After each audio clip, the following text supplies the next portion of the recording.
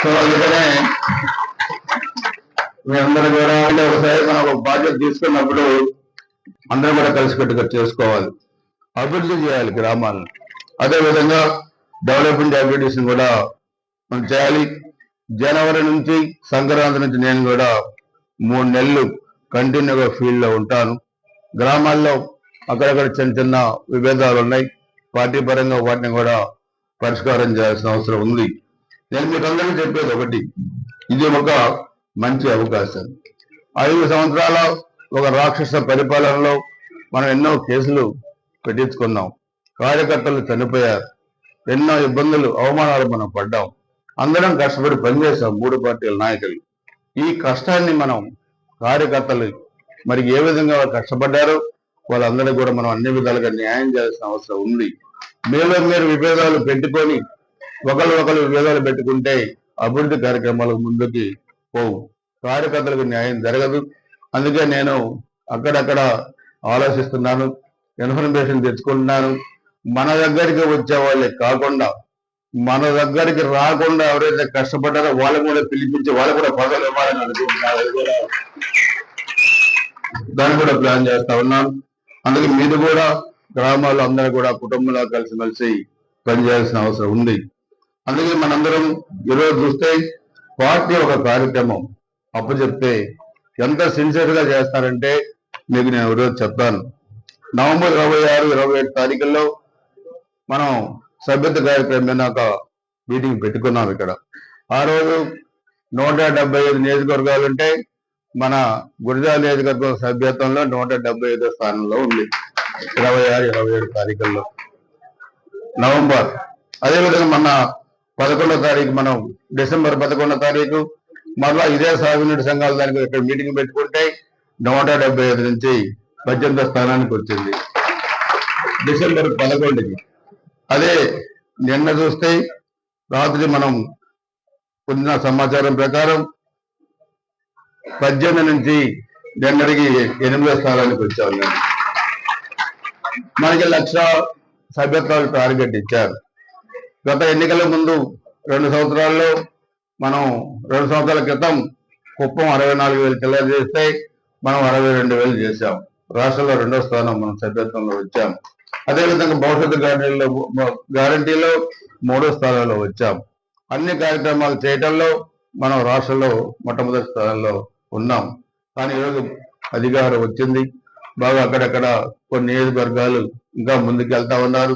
So మనం 1,00,000 సభ్యత్వాల్లో నిన్నటికి 87,000 సభ్యత్వాలు మనం పూర్తి చేసాం.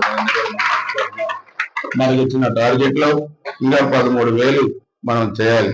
అందుకే మన నాయకులందరికీ చెప్తున్నాను, ఎక్కడెక్కడైతే ఇంకా మన టార్గెట్ ఉన్నాయో కొన్ని మండలాలు మన నాయకులు కూడా చెప్పాను. అవన్నీ 20వ తారీఖు డెడ్ లైన్ పెట్టుకొని అవన్నీ కూడా 3 days మీరు కంప్లీట్ చేసినట్లయితే మన నాయకుడు చంద్రబాబు నాయుడు గారు, లోకేష్ బాబు గారు ఇచ్చిన టార్గెట్ ని గురజాల నియోజకవర్గం టాప్ 10లో అంటే బాగా మనం చేయగలిగితే కనీసం టాప్ 4లోనో టాప్ 5లోనో మన గురజాల నియోజకవర్గం ఉంటుంది.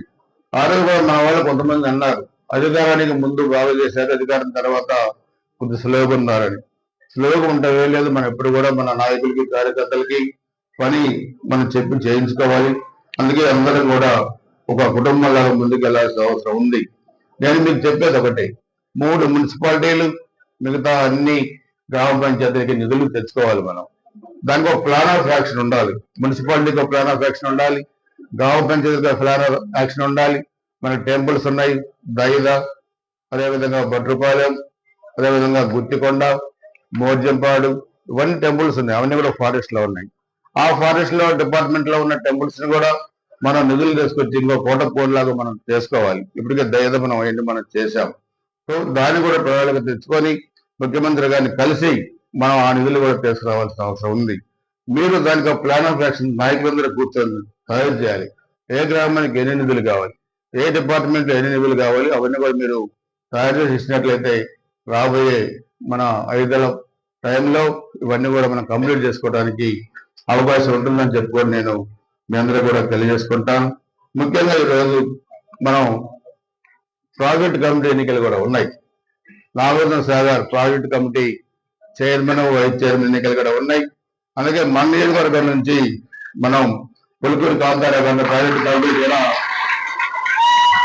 మన పేరు కూడా ప్రపోజల్ పెడుతున్నాం. అదే ఇన్ఛార్జి మంత్రి గొట్టిపాటి రవి గారి దగ్గర కూడా మీటింగ్, ఆల్ ఎమ్మెల్యేస్ మీటింగ్ ఉంది.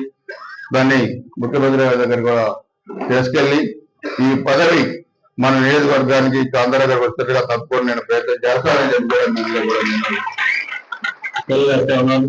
అందుకే అందరూ కూడా ఈరోజు 37 సంఘాలు ఎన్నికైన అధ్యక్షులకి, అదేవిధంగా డీసీ కమిటీ చైర్మన్లకి, వైస్ చైర్మన్లకి, దీనికి సహకరించిన ప్రతి ఒక్క తెలుగుదేశం, జనసేన, భారతీయ జనతా పార్టీ నాయకులకి, పత్రికా విలేకరులకి, అందరికి, రైతాంగానికి అందరికి కూడా పేరు పేరు హృదయపూర్వక నమస్కారాలు, ధన్యవాదాలు తెలియజేసుకుంటూ అందరికీ కూడా క్రిస్మస్ శుభాకాంక్షలు, నూతన సంవత్సర శుభాకాంక్షలు, అడ్వాన్స్ గా సంక్రాంతి శుభాకాంక్షలు కూడా నేను చెప్పుకుంటూ, సంక్రాంతి దాకా కొద్దిగా మీకు ఫ్రీ హ్యాండ్ ఉంటుంది. అక్కడి నుంచి గేరు మారుద్ది, స్పీడ్ పెరుగుద్ది. నాతో కూడా పడుగు పదాలు మీరు అందరూ కూడా పాల్గొనాలి. ఎవరెవరిని వెనకపడ్డా నేనే లాక్కొని 30 ఏళ్ళ నుంచి లాక్కొని. మనకి మొన్న ప్రెసిడెంట్ ఎన్నికలు జరిగినాయి. ఈరోజు డీసీ కమిటీ ఎన్నికలు కూడా జరిగినాయి. ఈ ఎన్నికల్లో మనం అన్ని కూడా ఏకగ్రీవంగా మన వాళ్ళంతా ఎన్నికయ్యారు. అందుకని ఈరోజు ఒక అభినందన సభలాగా మనం పెట్టుకున్నాం. దీంట్లో ముఖ్యంగా DC3 చైర్మన్గా సోదరులు పులికూరి కాంతారావు గారు ఏకగ్రీవంగా కూడా ఎన్నికయ్యారు. వైస్ చైర్మన్గా ఆగూరి వెంకటరెడ్డి రామాపురం ఉన్నారా? వెంకటరెడ్డి. అదేవిధంగా DC2 చైర్మన్గా యాగంటి రామారావు గారు మన గుంజాల మల్లపట్టి బృందాలు చేశారు. వైస్ చైర్మన్గా చావా రామారావు గారు వైస్ చైర్మన్ ఎన్నికయ్యారు. అదేవిధంగా DC5 మన పిల్లల